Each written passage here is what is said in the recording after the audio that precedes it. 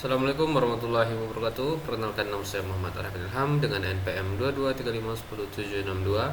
Di sini saya akan melanjutkan video sebelumnya tentang mempelajari dan menyimak video pembelajaran JavaScript.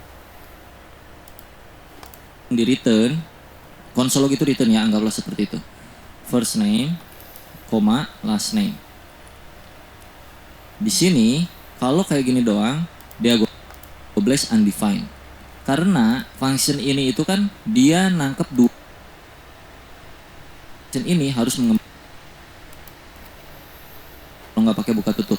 Tapi kalau gua pakai buka tutup di sini, dia akan mereturn nilainya, bukan return functionnya, tapi return nilai dari functionnya itu apa. Kalau gua reload, dia Afrizalnya keluar dari sini. Kalau gua nggak return, dia Afrizal doang seperti ini, maka kalau gua save dan gua reload, undefined. Ini yang kita ketik. Argumen pertama adalah bernilai string dengan isian dia Afrizal, dia gobless. Argumen kedua adalah Margodoso, ya. Tanpa kita harus panggil di situ parameter pemanggilannya dengan cara bikin satu variabel atau dua variabel sesuai dengan berapa banyak jumlah argumen yang dimasukin, kita juga bisa lewat yang namanya console.log arguments. Ini hapus aja. Bahwa sebenarnya pun function itu sudah mempunyai argumen tanpa kita masukin parameter di dalam functionnya. Kalau kita console log argumen akan muncul kayak beginian. Argumen 2, dia gobless dan juga Margodoso, betul? Untuk manggil yang pertama itu bisa pakai 0. Untuk manggil yang kedua itu bisa pakai 1. Jadinya dia gobless Margodoso. Kalau pengen kayak tadi ya sama aja. Kalau pakai manggil yang pertama itu di depan. Lengkap kita angkat tuh for let i argumen for loop lah kurang lebih. Contoh for let i arguments dot length i kurang dari argumen dot length i plus plus console dot log arguments i Margodoso. Oh sorry, dari 0 mulainya, salah. Dia gobless Margodoso. Sini tinggal tambahin. Mau belajar HTML, CSS, dan JavaScript gratis selama 10 hari? Join RevoU Fundamental Course saja. Selama Nama saya Dea Gobless. Nama saya Margodoso. Kurang lebih kayak gitu. Atau nama lengkap. Ya karena di looping kan kayak gitu ya. Sebenarnya bisa diakal-akalin juga lah. Nama lengkap Dea Gobless, nama lengkap Margodoso. Ini kalau misalkan ceritanya bukan nama depan nama belakang, tapi banyak nama. Fikri Gobless misalnya, Deden Gobless. Nah kayak gitu-gitulah kurang lebih ya. Tapi ini kan ribet, jadi nggak usah gini, udah normal aja hidup mah bro. Pakai parameter aja dah. Itu untuk studi kasus tertentu kita bisa pakai begituan. Tapi yang paling standar ya username atau di sininya nama awal, first name, last name gitu. Console log first name plus last name itu bisa, atau pakai koma juga bisa. Dan jangan lupa karena di sananya itu 2, di sini juga 2 ya. Dia gobless Fikri gobless. Kalau nggak pakai koma dia akan bersatu, kalau pakai koma dia akan jadi spasi. Nah gitu, gampang-gampang. Ini metode pertama pembuatan function, lalu kita masuk ke yang kedua dengan cara functionnya itu ditampung ke sebuah variabel. Taruhlah addName ini adalah sebuah variabel ya. Cons ya sedikit lucu di JavaScript memang, tapi ya mau dimaklum. Cons full name sama dengan, nah lo pusing-pusing. Ini gue zoom out dikit. Pakai gini deh. Cons full name sama dengan function addName. Ya. Ini manggilnya bukan lagi pakai addName, tapi tinggal full name. Sama aja hasilnya. Itu bisa juga kayak gitu. Jadi dijadiin sebuah variabel. Pusing lu ya kan? Yeay. Dan yang ketiga, pembuatan function itu juga bisa pakai yang namanya keyword new. Jadi misalkan gini, cons full name, ini gue balikin lagi ya, normalin kayak gitu. Full name sama dengan new function, pakai F gede dalam kurung seperti itu. Bisa seperti ini. Dan kalau kita masukin ke sini parameter first name, last name, parameter ketiganya adalah return value-nya. Return first name, atau console log boleh dah. Console.log anjay first name, last name. Yang akan gua panggil adalah full name. Undefined. Kenapa? Karena belum kita masukin di sini. Dea, last name-nya Afriza. Dea Afriza. Bisa dengan cara seperti ini. Pilih mana Pak? Pilih ini atau pilih ini? Terserah, sok. Coba pusingan yang mana. Tapi enaknya kalau pakai beginian tuh bisa kayak macam begini Pak. Misalkan di sini X, di sini Y.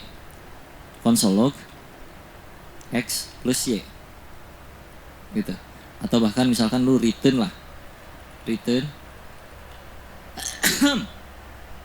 X plus Y. Jadi di sini tinggal full ganti, jangan full name ya. Ini kan penambahan. Sum sama dengan X plus Y. Taruhlah di sininya 1, sum 1,2.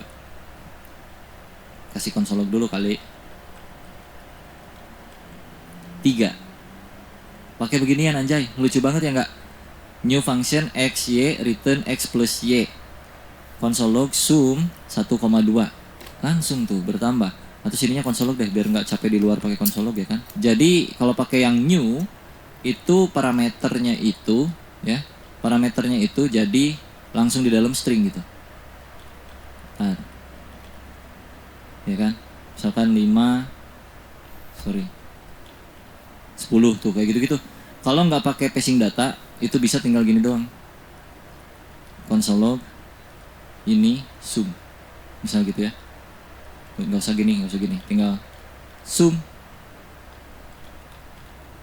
ini sum tuh kayak gitu ya. Lucu banget ya bikin function anjir. Apa beda sama variabel ya kan? tapi gue akan coba kasih tahu yang paling sering gue pakai di industri, yaitu namanya raw function.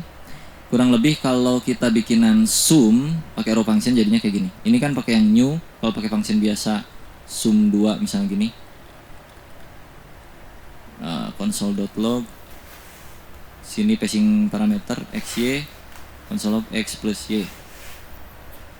Ya kita panggil sum 2 nan. Oh belum diisi. 2 plus 4 6 ya. Ini cara pertama.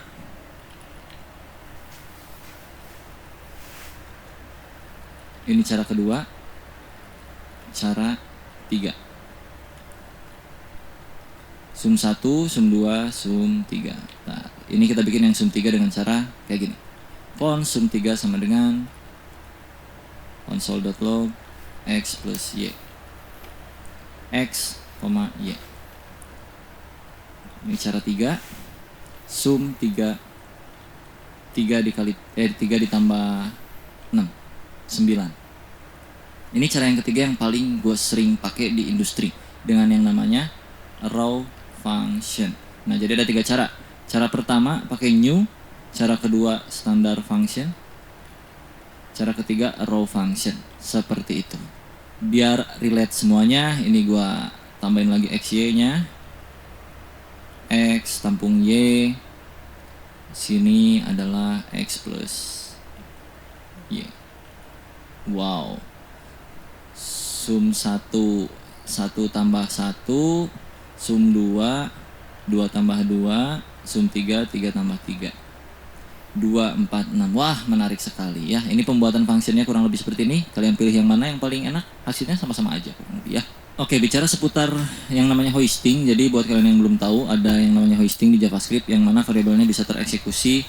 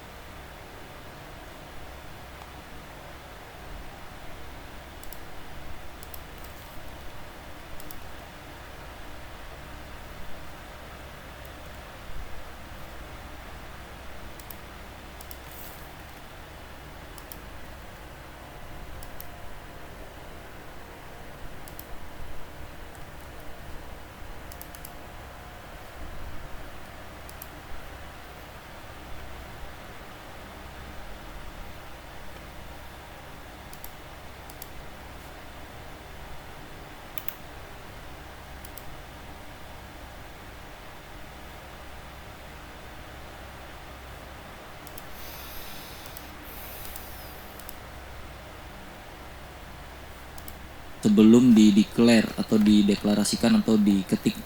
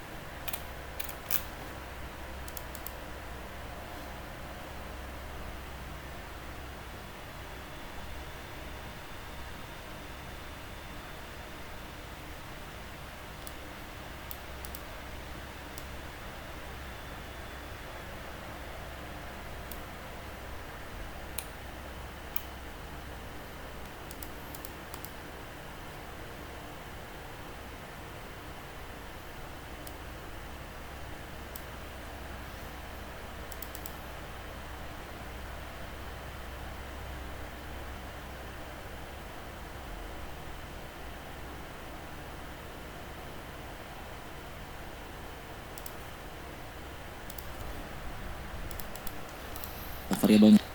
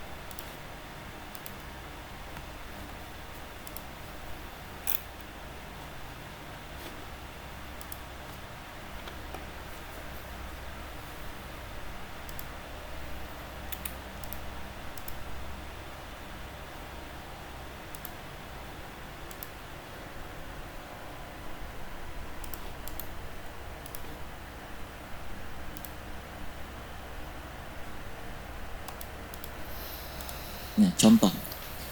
Kalau kita ketik di sini var data sama dengan 1, lalu gua konsolog di atasnya data, ya,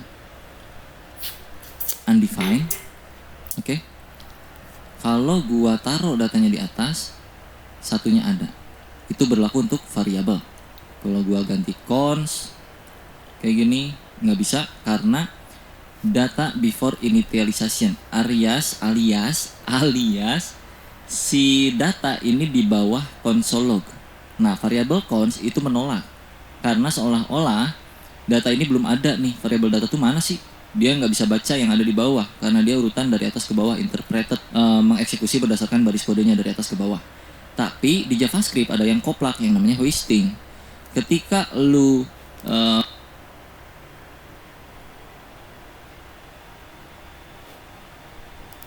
variabelnya bukan const tapi var, maka dia akan tereksekusi sebagai undefined. Kalau gua naikkan ke atas, maka dia 1. Itu berlaku di function ternyata hoisting ya. Contoh, ini gua naikkan ke atas. Ini kan di bawah nih gua bikin deklarasinya, gua akan naikin ke atas. Lihat, ada yang error yang mana? Yang ini ya, access sum1 before initialization. Kenapa? Karena sum1 berupa variabel. Nah, itu tujuannya kenapa function dijadikan sebuah variabel salah satunya. Kalau gua komen yang 1 jadi masuk ke yang bagian ini dan ini, yang 2 masuk loh. Ya enggak? Sum 2 itu masuk sini.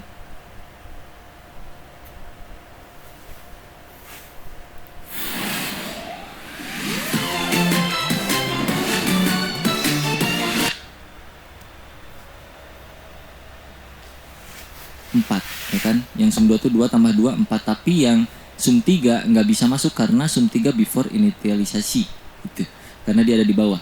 Kalau gua naikkan ini ke atas, maka dia bisa tuh 4 6 2 mah bisa di atas panggil, mau di atas mau di bawah juga nggak ngepek dia tuh ya. Ngerti nggak maksudnya tuh? Itu yang dinamakan dengan hoisting, kurang lebih kayak begituan.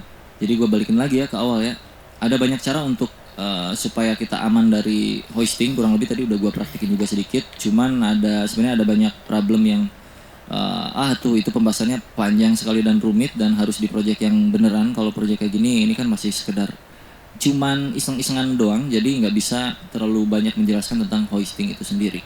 Mungkin nanti kalau kita studi kasus based on project ya bro ya. Oke, jadi sebelum tugas gua akan rekap dulu. Untuk membuat function itu setidaknya ada 3 cara seperti ini. Dan untuk setiap function itu biasanya mereturn sesuatu dengan keyword return, yang mana di video ini kita ganti jadi console.log supaya bisa masuk ke bagian sini, ke console. Dan juga untuk setiap function itu kita bisa pakein apapun ya di dalamnya ya. Mau if else, misalnya if x plus y sama dengan 4 misalnya. Kayak gini.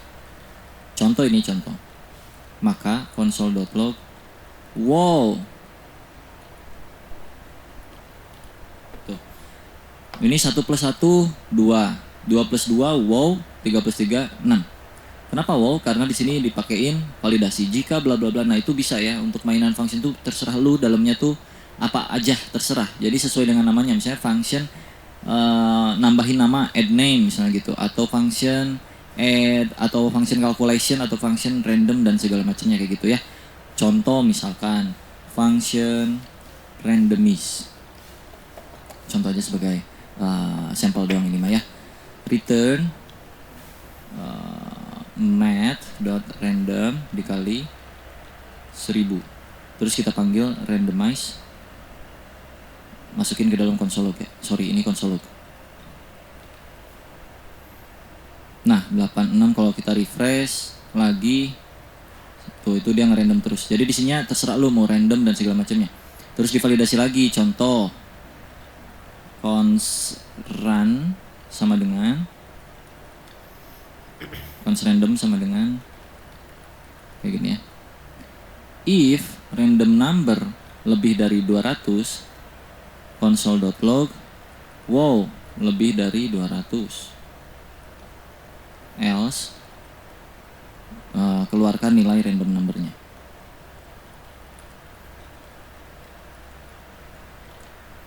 Gitu. Ini kurang dari 200. Nah, ini lebih dari 200. Wow, lebih dari 200. Berarti ya kalau lu mau make sure itu lebih dari 200 ya tinggal masukin sini random numbernya. Tuh, 376. 700. Tuh kalau nggak lebih dia akan muncul kayak gitu. Ya, kurang lebih gitulah. Jadi function itu terserah lu ya, mau apapun isinya, mau gimana logiknya lu masukin ke dalam function. Jangan lupa dipanggil, tinggal algoritma bermain gitu dan pola pikir kita aja untuk memainkan function seperti apa sesuai dengan penamaan functionnya. Oke, kita masuk ke tugas. Yang pertama tugasnya adalah membuat perhitungan matematika. Untuk apa aja? Jadi untuk misalkan yang pertama menghitung luas lingkaran, yang kedua menghitung luas segitiga, terus menghitung luas Fanta rasa baru nih. Bikin ngemil makin gokil.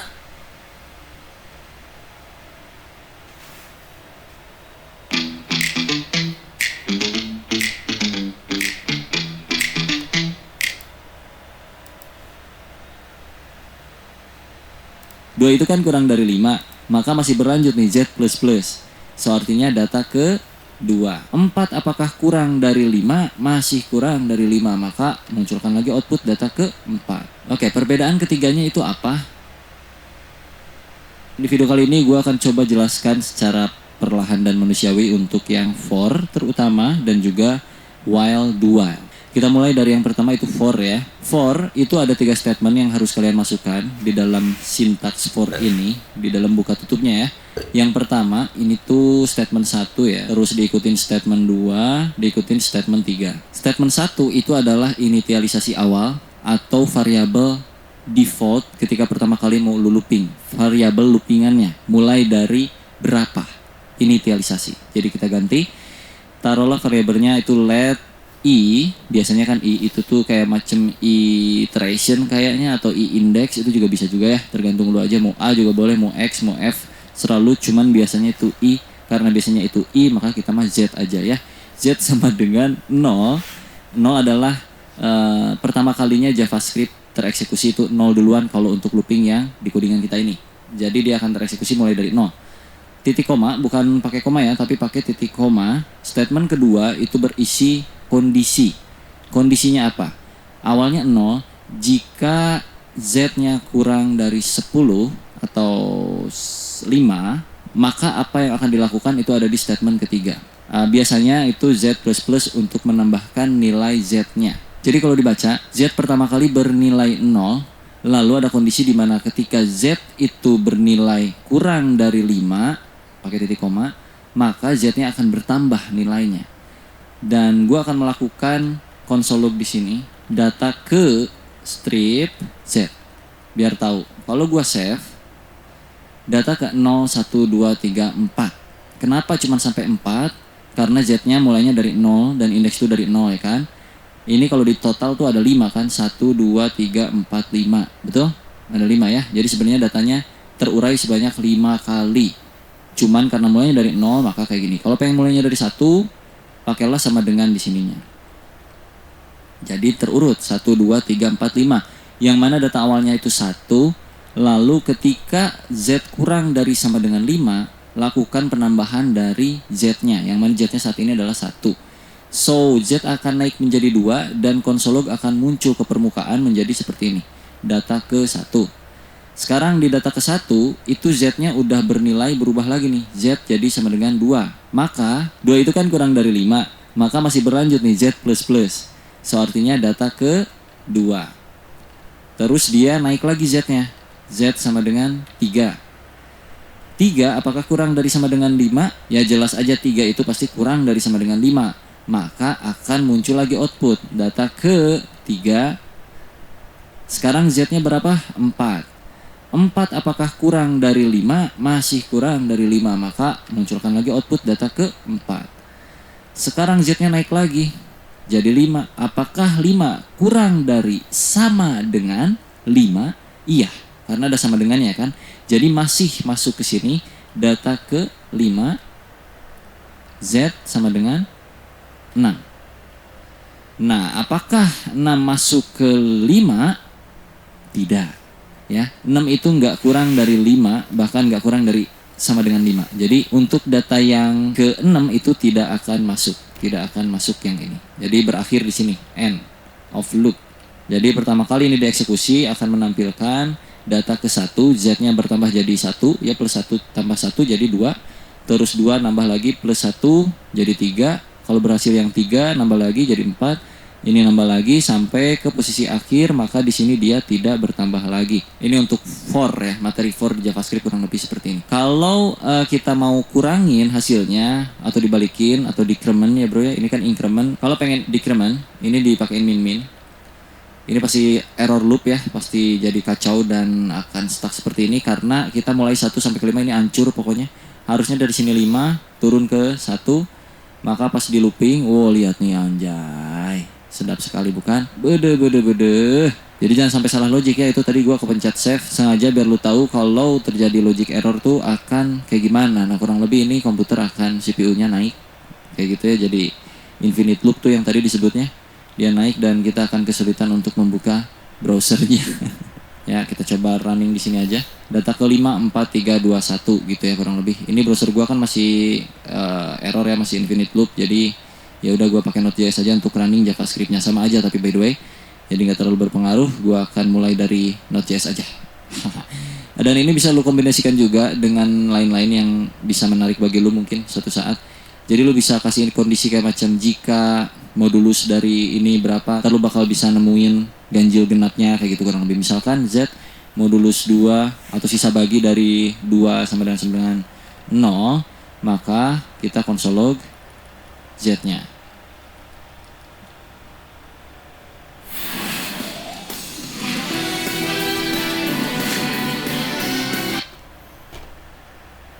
Dan kalau gua running 4 dan 2 adalah genapnya. Kalau tidak sama dengan 0, maka pas gua running itu data ganjilnya. Ya bisa menarik lah pokoknya, untuk mainan loop ini bisa sangat menarik. Taruhlah ini ada 100 misalnya, atau berapa ya 1000 lah boleh. Kalau kita running, nah kan terurut tuh dari atas sampai ke bawah nih Pak. Ya, 19, 17, 19, 13, 11, 9, 7, 5, 3, 1. Kalau pengen naik ya tinggal plus ininya. Ya gitulah, sesuai penjelasannya harusnya kalian mengerti ya untuk yang for. Sekarang kita coba ke while dan do while dengan materi yang sama kurang lebih yang kayak gini juga ya. Sekarang gua akan coba konversi for ini ke while dengan cara kita bikin satu variabel baru di luar, atau gini aja lebih enak deh ya.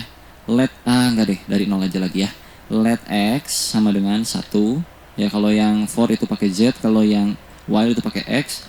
While x kurang dari sama dengan 10, ini juga kan 10 kan sama. Apa yang akan kita lakukan? Kita akan mengkonsol.log data y ke kok y sih? Data x ke x. Terus x-nya dipluskan. Jadi ini kalau dibaca, x sama dengan 1 di awal kali, lalu jika x-nya kurang dari 10, ya kan 1 kurang dari 10 nih, maka x plus dan munculkan konsol log ke layar gitu kurang lebih. Kayak gini lagi sama, balik lagi. Data ke 1 dia bernilai berapa, terus dicek lagi. 1 kurang dari 10, iya, maka z-nya naik jadi plus ya. 1 plus 1 2, lalu munculkan ke layar kurang lebih kayak gitu. Kalau kita save, data z ke 1 3 5 7 9 untuk yang for, terus untuk yang x 1 2 3 sampai 10 sama aja. Kalau pengen dibikin kayak begini berarti di bagian sininya tinggal di if lagi. If x persen 2 tidak sama dengan 0, maka konsol lognya naikin 13579 13579 sama outputnya ya untuk yang while. Sekarang untuk yang do while kita konversi lagi jadi y ya, do while ya. Let y sama dengan 1, do, lakukan apa dulu kalau do while? Konsol log dulu data y ke strip y, lalu naikkan nilainya y plus selama apa gitu. While, nah while-nya di sini ya bro. While y kurang dari gimana sih, gue lupa anjir. Sorry. While, nah gini nih. While y kurang dari 10 sama dengan 10. Ini kalau gue save dan kita running lagi, 1 nih ya, y-nya 1 2 3 4 5 6 7 8 9 10. Oke.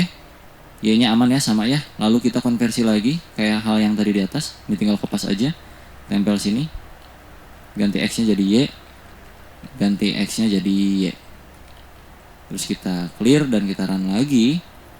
hasilnya sama 13579. Ini versi do while-nya, ini versi while, ini versi for. Oke, perbedaan ketiganya itu apa? Kita taruh if-nya hapus dulu. Ya, kita ganti aja if-nya, ilangin biar membuktikan perbedaannya apa biar kelihatan enak. Bagusnya sih pakai satu variabel aja ya. Let z sama dengan 1, terus semuanya pada pakai z aja langsung di sininya. Harusnya sih. Coba run ya. Sampai 5 semuanya aman ya. Z, X, Y. Sekarang untuk perbedaan yang while dan do while itu sangat signifikan ketika kondisinya itu tidak sesuai. Kalau kita coba yang while itu kondisinya enggak sesuai untuk loopingannya, kondisi awalnya adalah X 10. Kalau dibaca, apakah 10 kurang dari sama dengan 5? Tentu saja tidak, 10 lebih besar dari 5. Jadi ini tidak akan tereksekusi. Kita run lagi ya. Node main server. Oke. Z, Y, nggak ada X sama sekali di sini. Berbeda dengan do while, yang mana dia akan mengeksekusi setidaknya 1 kali, walaupun kondisinya itu nggak matching. Taruh di sini X-nya sama dengan 1, dinormalin lagi, terus untuk Y gua taruh 10. Yang mana 10 itu kan Y kurang dari sama dengan 5. Apakah iya? Tidak. Jadi ini tidak akan tereksekusi. Harusnya kalau di while. Tapi karena ini do while, jadi dia akan melakukan terlebih dahulu yang ada di dalam do-nya. Makanya do. Lakukan dulu baru cek yang lain-lain gitu ya. Kalau gua running, dia akan ke running 1 kali. Lihat di sini data Y ke 10. Yang ini keluar dulu 1 kali. Kalau ini gua ganti 20, yang mana 20 masih lebih besar daripada 5 alias nggak matching ke while, maka ini akan tereksekusi 1 kali. Kalau gua run lagi, ya kurang lebih kayak gitu perbedaan while dan do while, dan juga itu penggunaan for.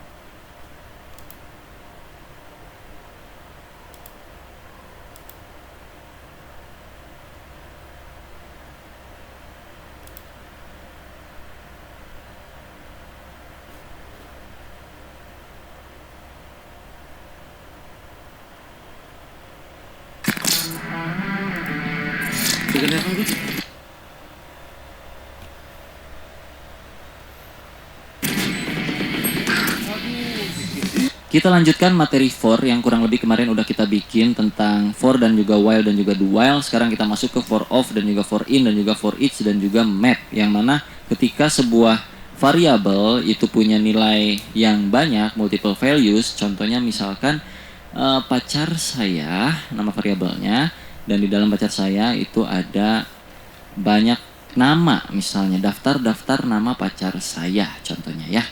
Ada Putri, ada misalnya Marino, ada misalnya Angela, Vexana. Misal contohnya kayak gitu ya. Terus untuk yang pertama kita akan coba for of terlebih dahulu. Apa fungsinya? For of itu supaya kita tahu isian dari ini tuh apa. Untuk penulisan formatnya kurang lebih kayak gini. Pertama kita ketikkan for dalam kurung, bikin satu variabel baru di sini, taruhlah namanya let pacar. Of itu of apanya? Of pacar saya. Ya, jadi kita bikin satu variabel baru namanya pacar dari variabel multi values pacar saya. Variabel pacar saya itu punya banyak values, dan values ini semua akan direcah diulang di bagian variabel baru yang namanya pacar. Jadi untuk mengeluarkan pacar itu tinggal pacar di sini. Kita coba running ya. Nah, akan terlihat ada Agnes, ada Putri, Marino, Angela, Vexana. Karena kita coba running ya. Nah, akan terlihat ada Agnes, ada Putri, Marino, Angela, Vexana. Karena kalau nggak di looping ya kan pertanyaannya, bang ngapain digituin ya? Udah langsung console log aja itu pacar sayanya ya. Lu coba aja sini perbedaannya. Console.log pacar saya. Kita running lagi. Nih, ini yang pertama nih. Console log yang ini hasilnya kayak begini. Kalau yang udah terlooping itu datanya termapping satu persatu, terpisah gitu kurang lebih. Itu untuk for of, yang artinya mendapatkan value-nya langsung tanpa kita pedulikan indexingnya ya. Terus kalau for in, kita ganti aja langsung for in kayak gini. Ini artinya kita mendapatkan indeksnya. In itu mungkin indeks kali ya. Tapi sebenarnya ya lu bisa artiin ini sebagai bahasa Inggris ataupun indeks selalu lah ya. Tapi kalau menurut gua ini kayaknya indeks deh. Soalnya kita bakal dapetin nilai indeksnya dari arah yang udah kita buat di atas ini. Kita coba running ya. 0, 1, 2, 3, 4. Ya, jadi kita dapat indeksnya kalau pakai in. Kalau pakai of itu kita dapat values-nya. Kalau for each itu kita dapetin apanya bang? Kita cobain di sini. Ini gua awasin ya. For each. Nah, array-nya apa di depannya? Pacar saya dot for each. Ini ada elemen di sini yang artiannya elemen itu apa yang mau kita ambil atau variabel yang mau kita jadikan sebagai values yang sudah tercah gitu, bro. Taruhlah variabelnya kayak tadi pacar.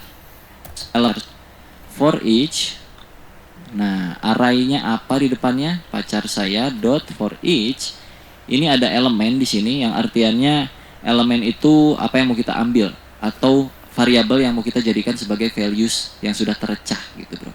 Taruhlah variabelnya kayak tadi pacar. Lalu gua konsolog di sini pacar.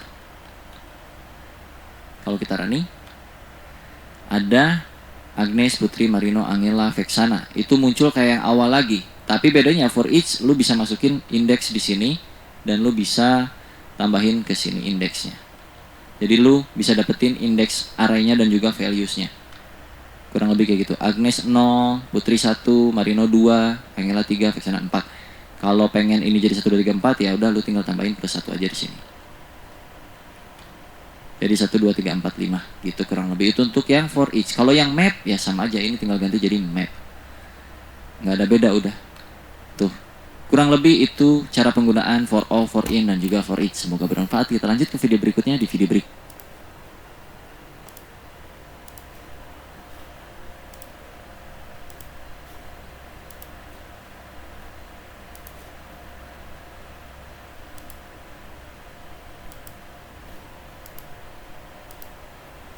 Pengen belajar software engineering tapi pusing karena nggak bisa coding? Jangan gerah dulu, sini kita bantu. Oke, mungkin kalian sering mendapatkan masalah di JavaScript ketika belajar pertama kali JavaScript dengan yang namanya sebuah function yang kalian panggil tapi mereturn sebuah pendingan promise kayak gitu-gitu. Jadi kita kali ini akan belajar yang namanya kita contohkan dari yang sinkronus dulu ya sebelum gue jabarkan asinkronus versi sederhana versi gue yang gue punya di otak gue ya, ntar gue jelasin. Kalau secara teori seperti biasa, yang paling fix kalian bisa cek Wikipedia sendiri. Tapi kalau ini versi penjabaran gue dan pemahaman gue aja di JavaScript kurang lebih kayak gimana. Pertama, contoh di sini gue punya function 1. Di sini ngelog cuman munculin 1 gini. Terus gue punya 3 biji misalnya gitu. 1, 2, dan 3. Oke. Toga lagi apaan tuh anjir? 3. Kalau kita running ini satu persatu, ini biar ada jalannya pas pas kalian cobain juga biar ada gambarannya kurang lebih nanti perbedaannya kayak gimana gitu. Kita panggil function 1 dulu di sini, function 2, function 3 gitu kan. Kalau kita run di sini, maka sesuai ya 1, 2, 3 gitu. Cuman kalau misalkan nih, ini gua taruh di dalam function 2 sebuah function bawaannya browser atau bawaannya JavaScript, gue lupa. Set timeout, yang mana set timeout itu berjalan secara asinkronus di balik layar ini. Jadi kalau gue taruh sini set timeout dengan durasi 3000 milisecond alias 3 detik, konsolnya gue masukin sini. Nanti ke output yang berjalan apa? Apakah 1, 2, 3 yang mana sebelumnya itu berjalan seiring dengan urutan step by step yang kita ketik di sini 1, 1, 2, 2, 3, 3. Walaupun ini kita ketik 1, 2, 3 di sini, tapi karena di tengah-tengah di function yang kedua itu berjalan secara asinkronus, maka kalau kita run 1, 3, 2-nya datang 3 detik kemudian, kayak gitu. Kita run 1, 3, 2-nya datang 3 detik kemudian, kayak gitu. Ngerti nggak? Ini asinkronus nih, function kedua asinkronus nih, NJS 1, 3, 2-nya nanti. Nah, contoh kayak gini biar nggak pusing, gue tambahin di sini konsol function 2 mau dieksekusi. Gini, biar kalian ada gambaran. 1 function 2 mode eksekusi, 3-nya udah ke eksekusi duluan, 2-nya nanti. Jadi bisa dikatakan asinkronus secara paling mudah bagi gue untuk menjabarkannya adalah sebuah function yang bisa berjalan secara paralel dalam pengeksekusiannya dengan function-function lainnya. Jadi dia tuh tetap jalan walaupun lu masih mengeksekusi hal-hal lain. Contoh kayak di antrian kayak gitu-gitu. Kalau digambar kurang lebih kayak begini ya Pak ya. Sebentar. Contoh di sini tuh ada ya standar lah kayak antrian-antrian begituan ya. Ini contoh ada manusia, ada dapur lah gitu. Taruh ini dapur, ini lobi pemesanan di sini misalnya nih. Apa sebutnya teh? Kasir ya gitu, kasir untuk mesen misalnya nih. Sini ada orang-orang nih. Contohnya di sini ada orang-orang antri. Ini 1, ini 2, ini 3, 4, 5. Si nomor 1 ini pesan. Seret, burger 1 katanya. Terus kasir bilang sini, seret. Burger 1 katanya. Dapur belum kelar nih, lagi pada masak. Ini mesen, Pak Kasir, burger 2. Kata kasir nggak bisa dong, ditolak. Kenapa Pak Kasir? Karena kita tunggu dulu nih, pesanan 1 aja belum kelar katanya, kata kasir nih. Oh ya udah oke, kata nomor 2, nungguin nih nomor 2 nih. Nomor 3 nggak bisa juga, dah harus beres dulu nomor 2 ya kan. Efek nomor 1 udah kelar nih, 1 kasih, seret. Langsung kasir bilang, bro nomor 2, mau nggak? Jadi nggak beli burgernya? Enggak pada bubar ini semua. Karena sistemnya kayak begituan, males banget. Harus yang 1 kelar dulu sampai beres, baru dilayanin gitu untuk bayarnya, untuk pesan apa-apanya. Nah kalau berjalan secara asinkronus, ini gua hapus dulu, bentar. Ada orang mengantri di sini, 1. Ini ceritanya nomor 1 nih, Pak Kasir, pesen dong. Ini nomor 1 ya, ini 2, ini 3, ini 4. Kata kasir pesan apa? Burger 1 biji, oke. Nomor 1 diproses, progres ini. Si antrian kedua bilang ke kasir, saya juga mau pesen, bisa nggak? Bisa dong, gitu.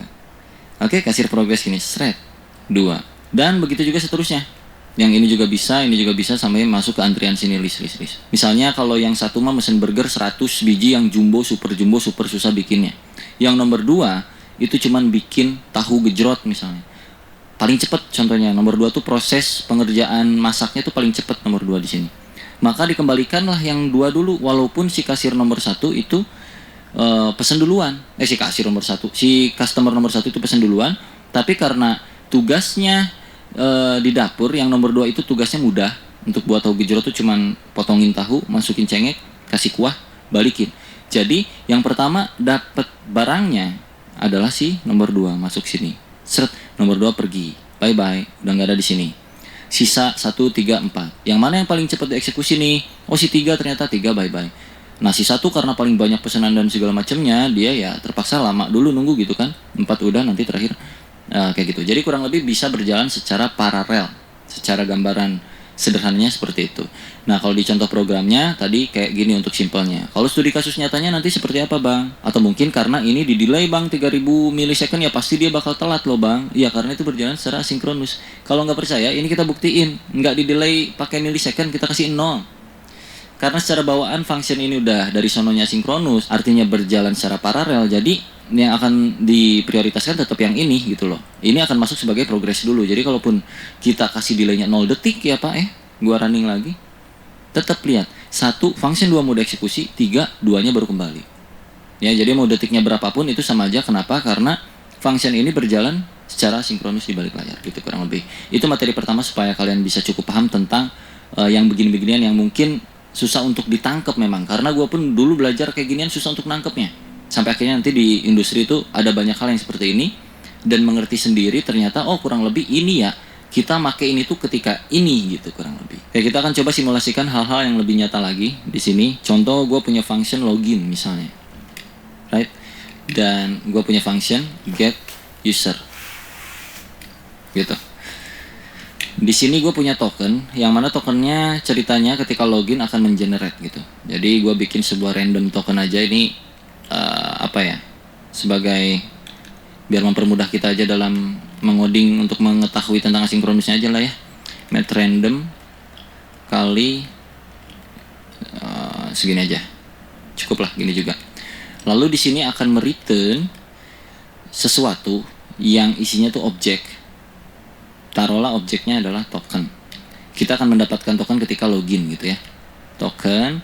Sini kita kasih username misalnya parameter. kita akan kembalikan lagi. Gitu. Nah, kalau kita panggil di sini, ini biarin dulu kayak gini, kosong. Loginnya kita panggil. Login kan nampung parameter username, jadi kita kirim parameter username ke sini, misal Dea Afrizal. Dea_Afrizal. Kita console log ya, si loginnya misalnya cons user sama dengan login, lalu console log user. Ini. Jadi ada user yang login dengan nama Dea Afrizal, lalu kita munculkan dia ngapain gitu, dia dapat apa. Kita running, muncul token 3 sekian username Dea Afrizal berhasil.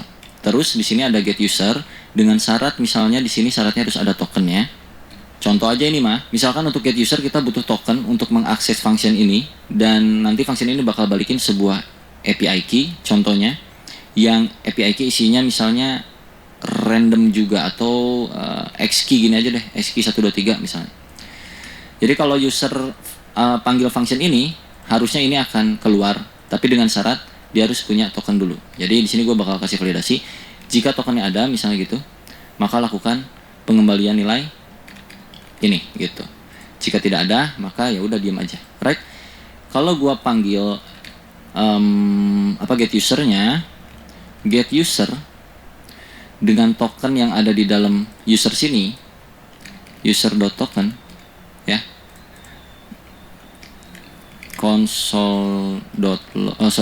kita bikin dulu variabel API key sama dengan kayak begini, console.log API key. Harusnya kita bisa dapetin API key-nya ya, JS. Dapat API key-nya. Kenapa? Karena kita passing di get user tokennya. Tapi kalau kita nggak passing kayak gini,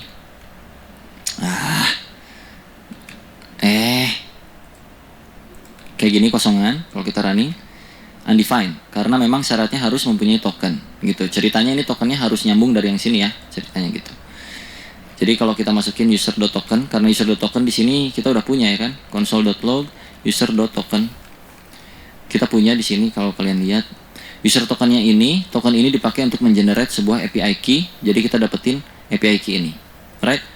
Lalu kita punya satu function lagi nih Pak, ya, function get, misalnya get pictures, gini. Get picture syaratnya harus punya API key, jadi nyambung kayak begitu. Ini kita biar simulasi asinkronisnya enak nih.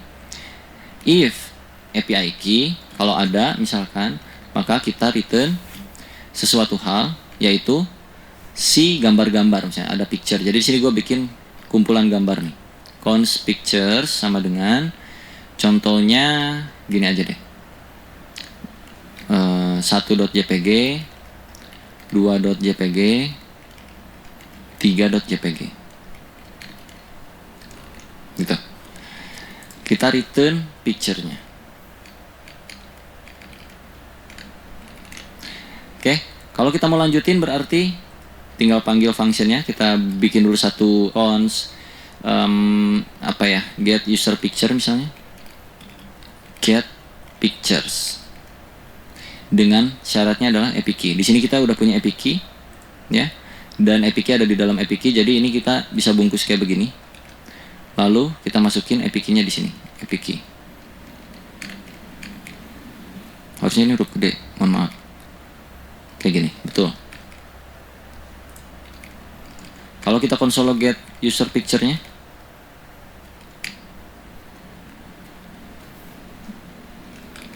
kita running. Jadi awal kita ada generate tokennya dari get user, dari login. Terus kita dapetin API key dari get user. Terus kita dapetin pictures dari get pictures dengan syarat yang beruntun dari atas ke bawah. Login syaratnya username, get user syaratnya token yang diambil dari function login setelah berhasil loginnya. Get picture syaratnya API key yang didapetin ketika function get user berhasil dieksekusi. Nah sekarang ketika login di dunia nyatanya itu kan ada delay ya, ada waktu jeda proses ketika kita request ke server lalu servernya merespon kayak gitu-gitu. Jadi anggaplah di sini gua pakai set timeout untuk memanipulasi waktu. Ceritanya ada waktu jeda 200 milisecond ketika kita mau mengembalikan respon dari server ke ini, entah itu dari sisi servernya yang jauh lah atau kayak bagaimana, pokoknya ada jeda, pasti ada proses gitu ya untuk login ini. Jadi kalau kita running lagi sekarang, rusak. Kenapa rusak? Ini ada jeda, pasti ada proses gitu ya untuk login ini. Jadi kalau kita running lagi sekarang, rusak. Kenapa rusak? Karena ini ada jeda dulu. Kita pas eksekusi yang get user sini, ini user.token aja udah nggak bisa didapetin gitu. Karena token nggak muncul karena di sini saya timeout asinkronus. Pakai optional key pun nggak bisa juga karena ini berjalan secara asinkronus. Kalau kita bedah, ini gua hapus dulu ya. Ketika lu console log atau lu bikin sebuah function baru untuk user, yang mana usernya itu bisa login dengan username Dea_Afrizal, kita console log usernya doang.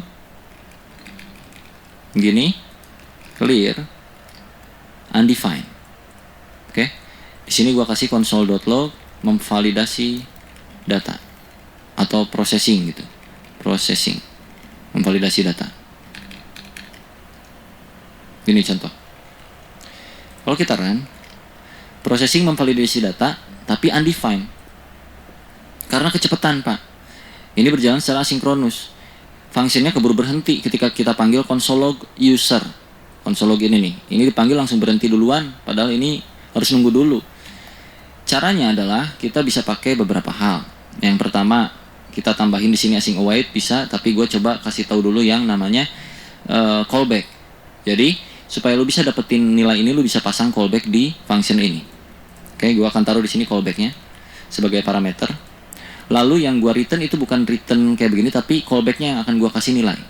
Begini, callback gue kasih nilai. Dan ini bukan lagi kayak begini, tapi pakai buka tutup seperti ini. Ya, begini. Jadi parameter ini mempunyai sebuah nilai, nilainya adalah token dan username. So, tahapannya adalah di sini lu harus spacing lagi satu hal, gitu. Ini kita nggak bisa main kayak gini lagi nih, nggak bisa. Kita harus tangkap nilainya itu lewat sebuah parameter, ya. Karena nilai dari nilai akhir dari token dan username itu dikirim ke sebuah callback, yang mana callbacknya adalah sebuah parameter. Parameter yang ada di sini itu bisa kita akses dengan cara function gitu, function, gitu. Tanpa nama pun lo akan bisa mendapatkannya. Dan di sini lu tinggal coba console log dulu, console.log getting data hore. Contoh, clear njs getting data hore. Oke, getting data hore, processing memvalidasi data oke. Ini bisa masuk, artinya di dalam function ini punya sebuah callback ini. Jadi kalau kita kasih di sini result atau response, lalu kita masukkan responnya sebagai console log. Lalu kita masukin di sini kelar, misalnya njs processing data, memvalidasi data, kelar, tokennya keluar, username-nya keluar. Ini bisa diakses lewat yang namanya callback. Oke, cukup paham nggak sampai sini? Jadi kayak muter gitu loh. Gue sambil sebat ya, aus, ngomong mulu. Oke, kita udah dapetin ini. Kita masukin variabel misalnya. Cons user sama dengan login. Kita console log usernya di sini. User adalah user. Bisa bang kayak gini? Cobain.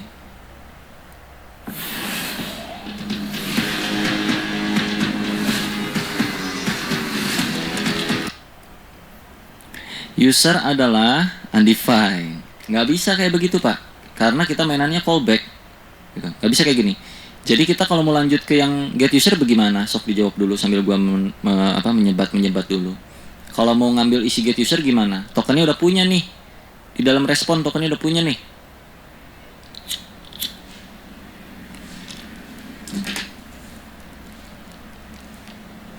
Udah kejawab.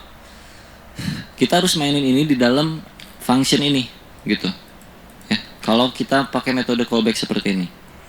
Karena di sini kita udah punya yang namanya response. Kalau lu ambil isian dari respon, yang mana isiannya itu ada token dan ada username, gue langsung ambil ke dalam token di sini sama dengan response. Lalu gue console log di sini token. Kalau gue running, gue dapetin tokennya ya. Nah, karena kita di dalam sini udah punya variabel token ini, ya, kita bisa ke get user di dalam sini. So, lu tinggal panggil get user di sini, oke? Dan lu masukin tokennya di sini. Terus lu harus console log ini masih bisa dimasukin ke dalam variabel, Pak. cons misalnya API key ya, API key get user token. Kalau gua console log API key-nya, ini balik lagi ke yang metode tadi. Nih. API key-nya masih dapat. Kenapa masih dapat? Kenapa nggak pakai callback kan dia masih dapat? Karena proses pengambilan atau pembuatan API key-nya pun tidak berjalan secara sinkronus, Pak. Kalau kita kasih di sini set timeout. Ya, sini gua kasih set timeout dah. Set timeout karena memang ada waktu kan, secara aslinya kan kayak gitu, ada kasih waktu dulu gitu loh. Gua return dalam waktu, taruhlah dia 500 milisecond. Untuk mendapatkan API key itu butuh waktu 500 milisecond, Pak. Jadi kalau kita running lagi sekarang yang tadinya kita dapat undefined. Gua kasih sini lagi ya, console.log processing API key. Nah, oke, yang ini processing token user now. Oke, kalau kita coba nggak akan bisa tetap.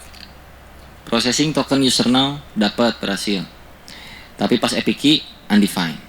Oke, nggak masuk nih, ke sini nggak masuk. Mana? Salah ini maaf, di atas di sini. Processing token user now aman, processing API key now, API key-nya nggak dapat. Cukup paham sampai sini? Berarti apa yang harus kita lakukan? Yang harus kita lakukan adalah karena dia sudah ada sinkronusnya, maka di sini kita harus bikin callback untuk get user. Callback. Ubah returnnya jadi callback. Kasih buka tutup sinus seperti ini, parenthesis, ya itulah. Bahasa Inggrisnya itulah, gue lupa. Oke. Yang artinya kita memanggil itu tinggal get user, kasih datanya apa, data token, dan kita bikin function di sini. Gitu. Console log API key, ya kan? API key-nya ada di dalam response lagi sini. Response. Coba running. Berhasil ya? Kelihatan? API key-nya ada di sini. Alright. Kita bikin lagi di sini cons API key biar masuk langsung ke dalam responnya. Jadi di sini tinggal console log API key NJS X key 123, key-nya dapat. Oke, tahapan berikutnya get picture.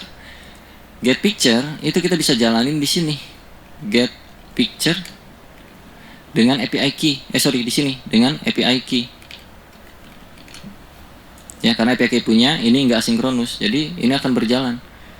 Tiu, return pictures loh. Picturesnya sebentar. Picturesnya console log, gua kurang console log. Cons pic sama dengan console.log pic NJS. Dapat 1, 2, 3 data gambarnya. Tapi tetap lagi-lagi karena kita butuh proses untuk mendapatkan gambar ke server, itu ada waktu, jadi kita kasih set timeout sini. Taruhlah karena gambar cukup berat, taruh kita 1500 milisecond. Baru dia akan mereturn sebuah picture. Oke, ini masih sama nih. Gua run. Undefined. Gimana caranya? Lakukan hal yang sama lagi kalau callback. Callback. Oke. Ganti return jadi callback. Kasih kayak gini. Di sini nggak bisa lagi kayak gini. Lalu harus get pictures. Kasih API key. Kasih function. Dalam function ini ada apa? Ada responnya. Lu bikin pemanggilannya pictures sama dengan response. Console log pictures-nya. Misalkan di sini gua ganti objek pictures-nya jadi pic. So di sini kita manggilnya tinggal pic. Di sini juga tinggal pic. Kalau sekarang kita running, Ada, tapi dia jeda 1500 milisecond. Contoh, kalau kita kasih ini biar lebih enak nih. Jadi tahu memproses yang mana. Processing pictures now. Coba NJS lagi. Processing token, user, API key, processing picture now, dapat. Gitu. Cuman pertanyaannya adalah, apa iya harus sampai melorot seperti ini? Ini disebutnya nested callback. Ya, function di dalamnya ada ini, di dalamnya ada function lagi, function. Cara sederhananya, lu bisa pakai yang namanya promise juga. Lu bisa pakai yang namanya promise. Jadi kalau ini gua konversi, gua akan bikin satu file baru di sini. Gua pindahkan ini ke sini dulu. Gua kembalikan ini ke kosongan lagi. Kita bakal ilangin callback yang ada di sini. Ini gua ilangin, sorry. Mana callbacknya kita hilangin. Awasin. Dan ini gua hapus lagi. Oke. Ini kita return seperti biasa.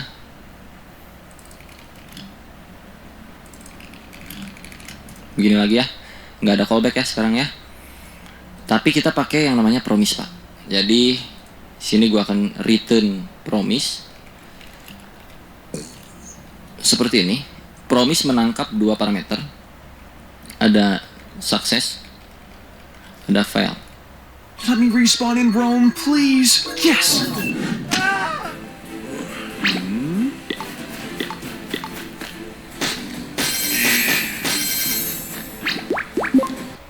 Kayak gitu.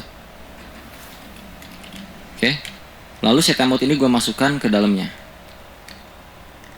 So, sukses ini akan menghasilkan isian yang harusnya keluar gitu. Kalau valid ya, kalau gagal ke valid. Jadi set timeout ini misalkan di dalam sini ada validasi nih. If username tidak sama dengan kayak gini, Dea_Afrizal, maka gua akan validatekan ini sorry, wrong data. Gitu. Tapi jika tidak, else atau enggak salah, gini aja. Sukses kita kirimnya apa tadi? Token dan juga username-nya ya? Atau tokennya doang ya? Yaudah, gini aja. Kalau kita coba running ini dengan cara kayak tadi, user sama dengan login dengan username Dea_Afrizal, kan harusnya muncul ke sukses ya. Ke sukses ini. Karena kan username tidak sama dengan Dea_Afrizal, maka valid, sorry wrong data. Harus Dea_Afrizal ceritanya. Kalau kita konsol log usernya, akan terjadi promise pending seperti itu. Kenapa? Karena user itu ada di dalamnya lagi. Kalau callback tadi di sini function, ya kan? Kalau promise, ya, promisean itu kita pakai user.then, kayak gitu. User.then, kasih di dalamnya function sini. Ini kayak callback lagi. Cuman ya kayak begini aja gitu, terpisah function gini. Console log di sini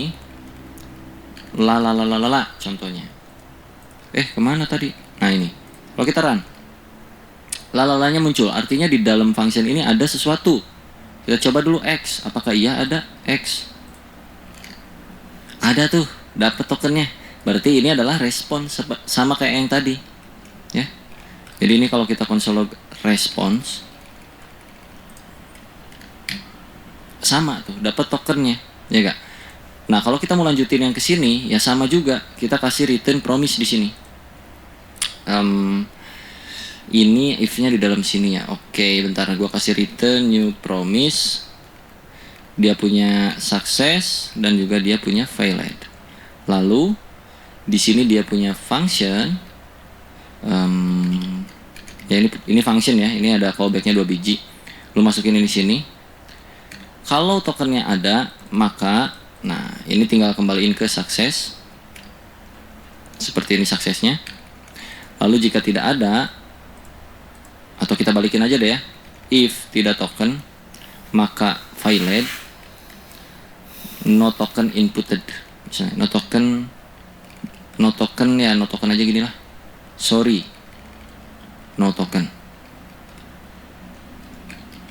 Cannot access. Oke. Ini misalnya. Kalau ada maka set timeout sukses ke API bla bla bla bla bla bla. Nah, kalau kita manggil di sini nggak akan bisa, kita harus di sini karena kita kan di sini punya apa tadi? Const token sama dengan response. Sama aja kayak yang tadi lagi, balik lagi gitu. Get apa tadi? Get user ya. Get user itu pakai token dot then balik lagi nih ke function lagi di sini. Ini bisa pakai raw function atau raw function atau gimana. Tapi supaya kalian nggak pusing, taruh di sini function lagi ya. Begini. Di sini ada respon lagi. Jadi terus-terus aja kayak gitu, sama aja. Ini lu bikin lagi const API key dari response. Jadi kalau lu console log API key-nya, lu NJS ini, sorry, ada error. Kenapa gua? Ini jadi kalau error itu kita mesti pakai catch. Jadi file ini akan masuk ke catch, sorry. So di sini lu harus tambahin kayak catch r console.log r .message misalnya, contoh. Coba ya. Tah itu, nggak pakai .message, jadi r doang kayak gini. Kita run. Sorry, no token cannot access token. Kayak sorry undefined tadi tokennya itu kita nggak bisa passing ambil langsung destruktur seperti ini. Kita mesti kasih objek di pas loginnya. Pas mereturn token kita harus kasih kayak begini. So sekarang harusnya kita bisa dapetin responnya. Ya, responnya API key-nya dapet. Jadi ini gua buka lagi, kita console log API key-nya doang. Lalu kita NJS lagi. Key-nya dapet, tinggal sekarang berarti get picture. Nah, itu tadi sekaligus simulasi yang file-nya ya. Jadi kalau di promise itu kan ada dua, ada success, ada fail. Fail-nya itu tereksekusi ketika nanti seperti hal-hal yang tidak terduga gitu. Nah, di sini pun lu bisa di user ini, sini then, di sini catch r console.log r. Pusing-pusing lu codingannya lu ya. Ini hanya syaratnya deafrizal tadi akan tereksekusi, ini lancar-lancar aja. Ya, lancar-lancar aja. Tapi kalau di sini bukan deafrizal, gua taruh sini 1.3 dia akan masuk ke catch ini karena secara logik di sini dia harus bernama deafrizal, jika tidak maka akan masuk ke fail gitu. Sorry wrong data. Jadi kalau gua run harusnya ke sorry wrong data. Ya, itu terjadi karena promisan ini punya dua callback, success dan fail. Jadi sesuai dengan logiknya nanti akan masuk arah kemana. Jadinya itu bakal kayak begini-begini terus nih Pak. Ini ke dalam lagi, capek. Dan ini akan nested seperti yang tadi, sama aja. Nah, async await lah solusinya. Ini gua hapus lagi ya. Async await menjadi sebuah solusi ketika ada sebuah function yang mereturn sebuah promise pending. Ya, ini kan kalau kita langsung eksekusi kan promise pending tuh. Kalau kita bikin kayak begini, user sama dengan login deafrizal, nggak bisa kan kalau di console log tuh user njs pending. Kita bikin satu function yang asinkronus, async function user display misalnya. Oke. Gua masukkan ini ke sini karena dia udah ada keyword async di sini.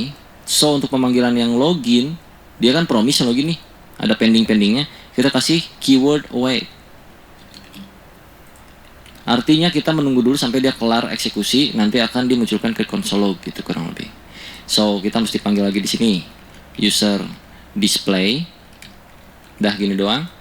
Kalau kita run njs, tokennya muncul. Oke, ini kita bisa persingkat lagi nih, karena kita udah yakin itu isiannya token. Kita bisa langsung sekarang token, terus untuk mendapatkan API key kita bisa langsung kayak gini sama dengan await ke get user dengan syarat token seperti ini. Kalau udah punya API key, kita punya syarat lagi di sini sebuah pictures ya, sebuah pic yang mana tadi tuh pic ini kita return ya di sini ya, picture. Jadi pic langsung await get pictures dengan syarat API key. Kurang lebih kayak gitu. Kalau kita console log semuanya, console.log misalnya gitu, token Anda adalah token API key Anda adalah API key dan satu lagi data picture-nya pitch. Request gambar Anda berikut ini. Hasil request gambar berikut ini gitu. Jadi kalau gua run sekarang masih terjadi error. Kenapa? Karena pitch itu ada something wrong. Tunggu. Pitch return, ini masih return, ini belum dikasih promise ya. Mohon maaf. Ini kita kasih promise di sini. Return new promise, gampang ya caranya ya. Tadi kan kita pakai arrow function nih, arrow function. Ini bisa pakai nggak arrow function juga bisa, sama aja. Jadi yang paling mudah sih arrow function seperti ini, tinggal masukin if-nya ke sini, gitu. Ini kasih success atau fail. Kalau orang lain biasanya tuh reject dan apa satu lagi resolve ya, resolve and reject gitu. Kalau gue sih success dan failed, kurang lebih kayak gitu, biar gampang aja dibacanya gitu, resolve reject. Right, jadi jika API key-nya ada maka sini. Nah kita balikin lagi logiknya. Jika tidak ada API key maka failed, no API key, cannot access misalnya gitu ya. Tapi jika tidak maka kita akan return ke success di sini. Seperti itu. So, kalau kita running lagi, token Anda adalah sekian, API key Anda adalah segini, hasil request gambar Anda berikut 1, 2, 3 gitu. Right, cukup paham tentang asinkronus di JavaScript dari pengimplementasian yang kita lakukan hari ini? Bagaimana? Kalau misalkan kita nggak pakein ya di sininya untuk ngecek validasi yang error-errornya gitu, itu biasanya kita harus pakai try and catch ketika kita mau mengeksekusi await-awaitan ini. Jadi masuk ke catch-nya itu di sini. Try terlebih dahulu, terus lu catch di sini. Catch R, oke, console.log R-nya. Try ini begini, kurang lebih. Kurang rapi ya, mohon maaf bentar.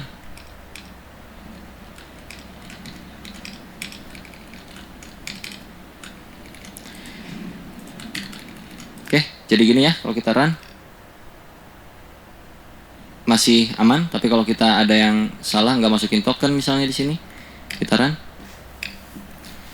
no token cannot access. Kalau kita masukin token tapi kita namanya salah kayak begini, sorry wrong data. Oke, kalau kita benar, tokennya benar tapi API key-nya salah misalnya, atau nggak pakai,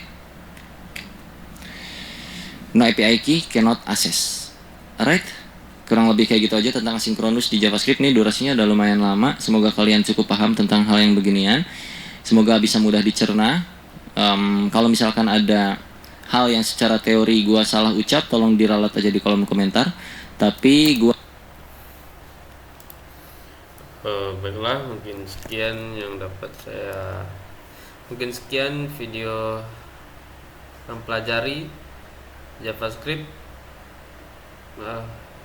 Saya ucapkan terima kasih. Assalamualaikum warahmatullahi wabarakatuh.